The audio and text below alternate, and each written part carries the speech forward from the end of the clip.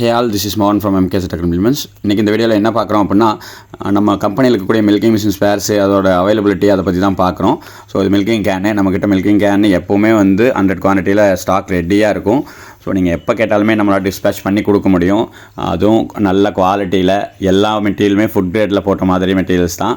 So எல்லாமே கரெக்டாக பார்த்து அந்த கேனில் என்னென்ன மெட்டீரியல் வேணும் அப்படிங்கிறது எல்லாமே கரெக்டாக செக் பண்ணி கரெக்டாக கொடுக்குறோம்.